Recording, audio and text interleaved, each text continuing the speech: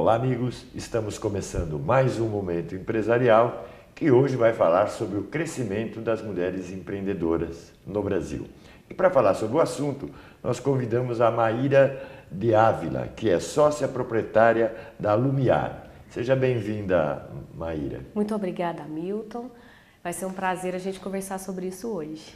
Então, bom, o motivo do nosso convite é justamente, nós pegamos uma pesquisa da Serasa Experian e o que ela nos diz, que no Brasil, 5 milhões e meio de mulheres são empreendedoras no Brasil, 5 milhões e meio, sendo que isso significa que o país tem 43% dos donos de negócios são do sexo feminino e mais, que o total, né, de empresas ativas, das empresas ativas, 30% delas têm mulheres como sócias. Bom, eu queria que você falasse assim da sua experiência como empreendedora, porque eu sei que você veio do meio cultural, do meio artístico, né, das comunidades, e como você, vindo desse mercado, entra no mercado de energia, né, que é o mercado de geradores, né? Então conta um pouco para a gente como foi a sua experiência como mulher empreendedora, né, que estava mexendo com projeto social, sempre atuou junto a isso e vira uma empresária do ramo de energia. É exatamente isso. Pode parecer estranho, mas a minha experiência profissional começa no Grupo Encantar, que é um grupo que trabalha com arte e educação e tem trabalhos sociais em Araguari e Uberlândia. E eu comecei desde criança tendo contato com arte e me profissionalizei no Grupo Encantar. É um grupo que já tem 18 anos e trabalha muito com a questão de produção cultural aqui na região. Eu me lembro do Encantar logo no início dos anos 90, quando o Grupo Algar adotava, né, patrocinava, e era ainda um grupo muito pequeno, né, com uma coisa muito voluntária e que hoje cresceu e representa muito a nossa região, Araguari, Uberlândia e todo o Triângulo Mineiro. Exatamente. O início do Grupo Encantar está muito relacionado com o Grupo Algar, que foi um grupo que apostou na nossa iniciativa social, cultural, educacional, e aí isso permitiu com que o Encantar se estabelecesse como uma instituição e começasse também a estabelecer parcerias, redes de contato para expandir o seu trabalho. E aí, com 18 anos, hoje o Encantar tem a sua frente social desenvolvida e também ainda trabalha com o Grupo Algar aqui em Uberlândia nessa frente, e o Grupo Artístico, que foi um trabalho que começou a se profissionalizar e há alguns anos tem aí inúmeras produções musicais, artísticas. Acabou de chegar dos Estados Unidos, que foi uma experiência também muito boa. Olha que interessante. Isso, pela primeira vez o grupo faz uma apresentação e faz oficinas fora do país e foi também para um trabalho de imersão cultural. Então, de Araguari para o mundo. De Araguari para o mundo, exatamente. O Encantar começa em Araguari, tem um apoio em Uberlândia do Grupo Algar e começa a expandir seu trabalho. E aí estende Triângulo Mineiro, Minas Gerais e agora ganhando o mundo. E essa experiência dos Estados Unidos, ela foi muito importante porque alimentou ainda mais a nossa experiência com arte, cultura, educação. E aí a gente volta para o país trazendo essas novidades. E atualmente o Encantar recentemente estreou seu novo espetáculo, que é o Festejo da Brincadeira, estreou em Uberaba, que foi uma cidade que também já nos recebeu logo no início da história do grupo.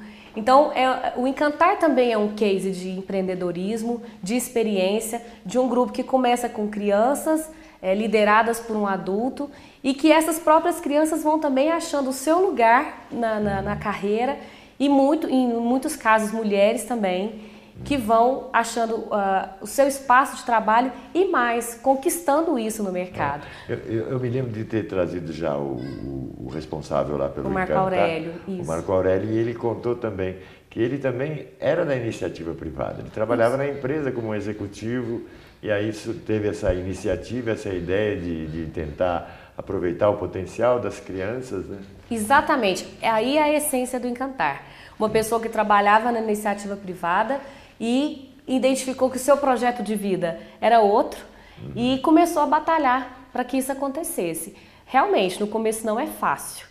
E trabalhar com cultura e educação também é mais do que um empreendimento, é uma missão.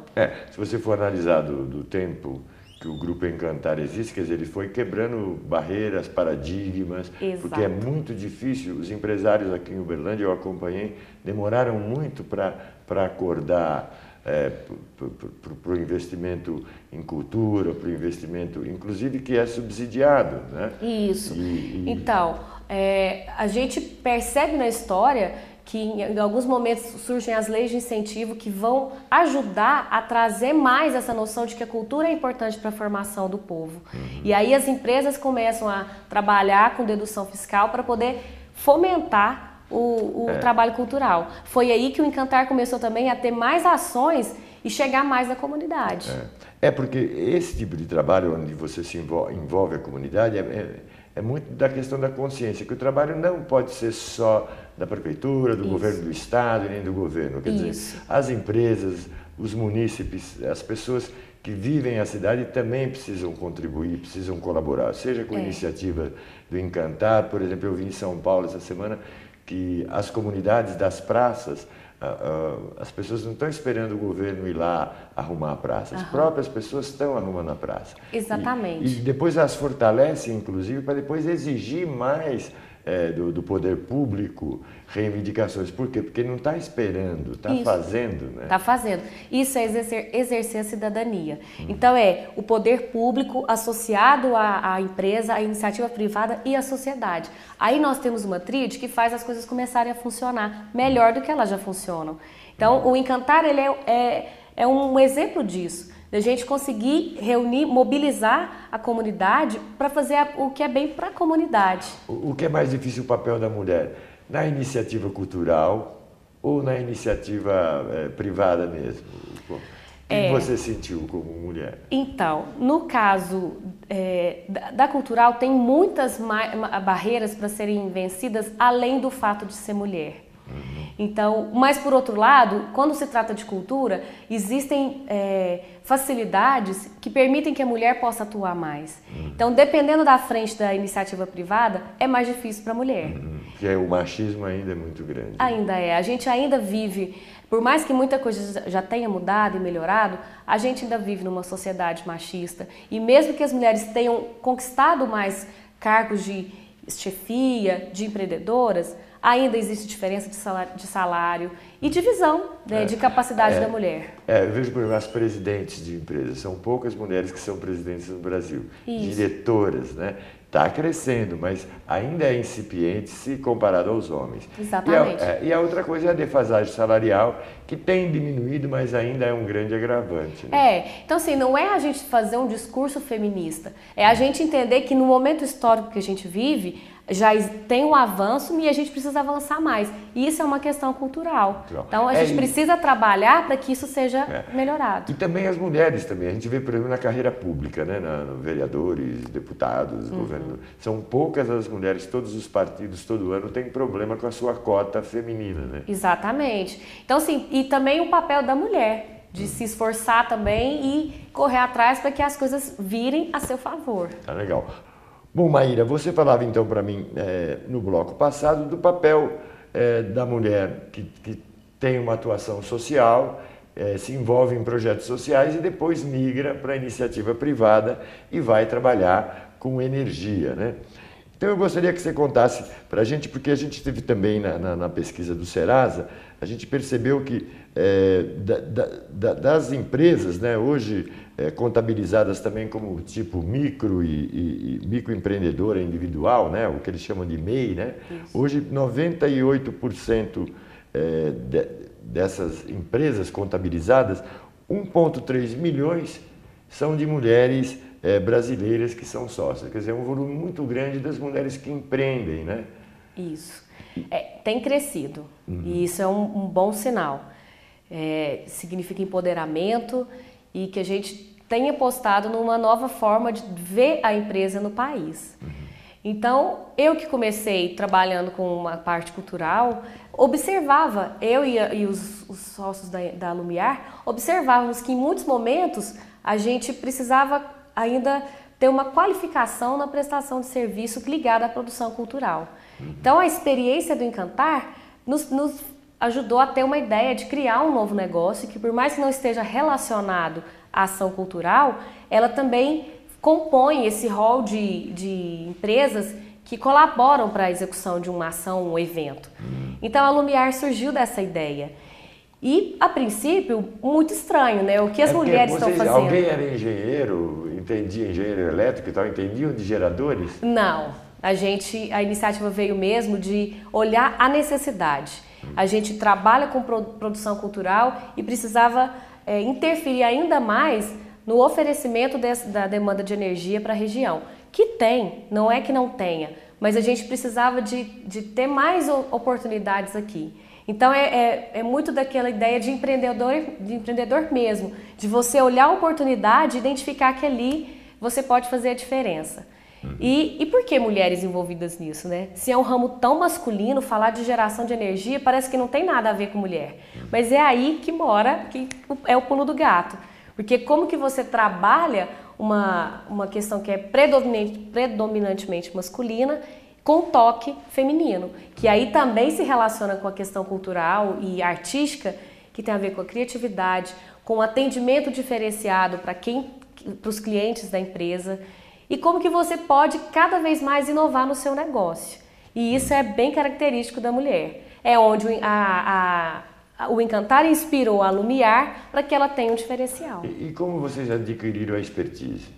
Aí é um estudo, pesquisa, investimentos da equipe de sócios que começou a estudar e aí realmente envolvendo pessoas já formadas e ligadas a todo o know-how que tem a ver a geração de energia. Então primeiro surge a ideia, aí para executar a gente conta realmente com quem tem a expertise para isso. E como foi? Conta pra gente. Você se uniu aos amigos, como chegaram à conclusão que era gerador de energia? Então, surgiu assim até informalmente, porque a Lumiar, que está completando seu primeiro ano, ela é composta por eu, minha irmã, a outra mulher empreendedora desse negócio e os nossos maridos.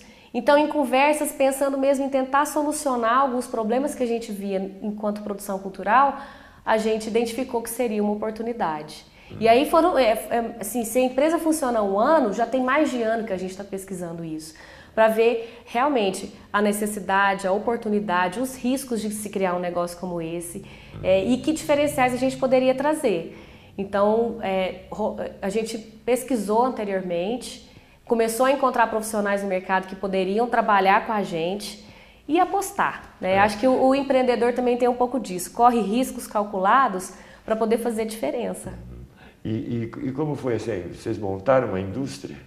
E aí a gente montou uma empresa, né? Aí a gente adquiriu os geradores, que são os equipamentos que a gente pode alugar para vários ramos. Então, o ramo cultural, de entretenimento, é um dos ramos que sempre solicita geradores para festas, espetáculos, shows. O próprio Encantar é um dos grupos que trabalha com os geradores. Mas também tem muita gente que trabalha na construção civil, que precisa de uma carga de energia maior que é oferecida, ou uma garantia de que a energia não vai ser cortada. Isso. E até em termos de custo, né? Porque nós tivemos no programa passado uma discussão sobre o preço da energia. E Uberlândia e região, através desse último aumento da CEMIG, é a energia mais cara do Brasil. A energia é cara, a energia falta. A gente vivenciou uma crise energética recentemente que ainda acontece, por mais que ela não tenha sido falada. Então, hoje, a alocação de geradores, ela é para dar segurança para o seu evento, para o seu trabalho, para a execução da sua obra, para o que você faz no campo.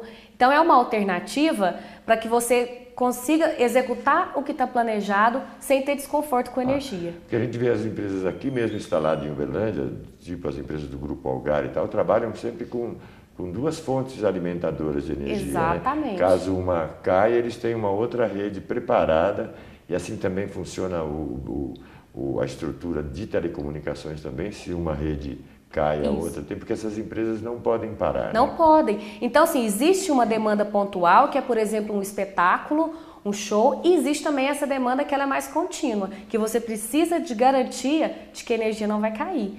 E às vezes até em custo, às vezes o custo gerado em gerador, às vezes fica até mais barato do que do que a energia elétrica mesmo. Exatamente. E hoje a tecnologia tem ajudado tanto porque estão sendo desenvolvidos, inclusive, geradores que são mais sustentáveis, ecológicos. Então, há um caminho para se trabalhar com a geração de energia a partir dos geradores. Então, porque é difícil porque mesmo os geradores, ele ainda não é uma energia limpa, né? Porque depende de combustível, né? Exatamente. Apesar que está evoluindo muito, né? Mas ainda não é limpa. Né? E assim, há poucos fornecedores disso aqui, então dependendo do momento, está todo mundo tão envolvido que falta gerador e falta energia. E aí, para quem está desde o seu casamento marcado até a sua empresa precisando, fica na mão, aí não dá, né? Não, inclusive esses eventos de maior relevância, como o vestibular, por exemplo, que você, exatamente. Né, concursos públicos, hospitais, o grande problema são os hospitais, os asilos, né? Então, no momento essa é a grande preocupação. Né? Isso, e aí, no nosso caso, a gente consegue atender demandas assim de emergência ou demandas que são planejadas, que você já sabe que vai necessitar do gerador. E como social, vocês também ajudam nesse caso, não? Então, a Lumiar também tem, isso na verdade tem a ver com a gênese da própria empresa, da gente também ter cuidado com isso, porque não adianta, a gente não nega o que a gente é, né? Então também tem esse cuidado em ser sustentável, cuidar do meio ambiente. Então, à medida que a empresa vai crescendo, a gente também vai adotando essas práticas para a gente ser coerente com o que a gente faz. E a empresa está sediada onde? Aqui em Uberlândia ou Araguari? Em Araguari. É a primeira empresa de geradores de energia em Araguari. E a gente tem parceiros aqui em Uberlândia, que também são empresas muito bem colocadas no mercado. Mas porque a ideia também é a gente oferecer para a sociedade um serviço que é necessário. Então tem um pouco dessa pegada que não é só um negócio, mas algo que também possa trazer benefícios, principalmente para uma cidade que não tinha outra empresa que pudesse ajudar nisso. E hoje a estrutura é grande hoje? A gente tem geradores, tem caminhão, tem uma estrutura que para qualquer demanda que nos solicitar, a Lumiar pode atender. Bom, Maíra, o que a gente vê hoje, por exemplo, o papel da mulher na sociedade, a mulher está sempre em desvantagem, por quê? Porque ela tem 3, 4 períodos. Trabalha na iniciativa privada ou na iniciativa pública, participa daquela competição entre homens e mulheres por posto, por evoluir, por crescer dentro da organização. Tem a casa, que, querendo ou não, por mais que você tenha uma assistente, uma ajudante, é a mulher que orienta, é a mulher que tem que estar presente cobrando. Tem os filhos, que, querendo ou não, ocupa boa parte, tanto na educação quanto no acompanhamento da escola. E depois tem o marido também, que boa parte dos maridos ainda pensam que tem a mamãe em casa e não mudam o comportamento. Então as mulheres sofrem aí muito, quer dizer, tem uma jornada praticamente dobrada em relação aos homens. E como é que é para você estar à frente de um negócio diante de um cenário desse? É desafiador. Porque realmente a mulher desempenha inúmeras funções e historicamente a gente vê a mulher em defasagem em relação ao homem. E entrar num negócio que predominantemente só tem homens é muito mais desafiador. Então eu observo ao longo dos anos muito crescimento já na visão da mulher no mercado, mas ainda há muito o que fazer. E principalmente onde o homem é que predomina, a sua visão, sua forma de trabalhar. Então, no nosso caso, a gente tem experimentado essa novidade. E a gente vê também na área, por exemplo, de segurança, né, as mulheres delegadas têm tido muito bons resultados. Outro dia eu estava vendo também uma matéria sobre as mulheres que gerenciam as penitenciárias. Onde tem as mulheres gerenciando as penitenciárias, a disciplina é bem melhor, os presos convivem com muito mais tranquilidade, né? Porque inclusive vem no poder feminino, ali na autoridade feminina, meio que um papel da mãe até, isso. Né? Tem um toque de sensibilidade da mulher que interfere no ambiente. Então, se a gente observar há alguns anos, eu chegava num posto de gasolina e eu só via frentista que era homem. Hoje você pode chegar lá e tem mulheres, da mesma forma que em lugares como penitenciários. Então, é uma questão de mudança cultural. E observar que o trabalho do homem com a mulher ele pode ser complementar e não o homem acima da mulher. Isso é uma difícil. competição banal, né? Isso. E quem sai perdendo é a própria sociedade. Porque a forma de pensar do homem se complementa com a da mulher e vice-versa. Porque se a mulher hoje tem um perfil mais empreendedor e ela tá conquistando seu espaço no mercado, é porque existiram mulheres que lutaram e peitaram muita coisa. E aí a gente também convive, até por um estado como esse, as mulheres machistas, né? Às vezes eu fico vendo, a mulher ela se submete, acha que isso é normal e é natural. Né? A gente também não pode ser ingênuo e dizer que a postura machista é só do homem. Uhum. Eu acho que uma sociedade machista que encara as coisas do ponto de vista, a gente tem, mas não significa que é só coisa de homem, porque também às vezes a própria mulher se vê assim e nem sempre o homem também vê a mulher dessa forma. E às vezes valores machistas, né? Que você vê que uma mulher, ao invés de defender a outra, muito pelo contrário, ainda se guia por valores machistas, conservadores, porque esse é o problema, é você ver o Brasil retrocedendo, os conservadores, né, os radicais voltando. Não que não deva existir, por exemplo, uma direita democrática, eu acho que natural nos grandes países, ela existe sem radicalismo, como existe a esquerda, né, sem radicalismo. Agora, o que a gente vê valores que já estavam completamente superados, né? Isso. E que você agora retrocede por problemas religiosos, que é um problema que cresce cada vez mais, o Estado deixa de ser laico e passa a ter pessoas, desde o crucifixo, a bancada evangélica, a bancada da bala, a bancada, sabe? E as pessoas vão se aglutinando em grupos machistas e conservadores, e isso faz com que o país retroceda nas conquistas.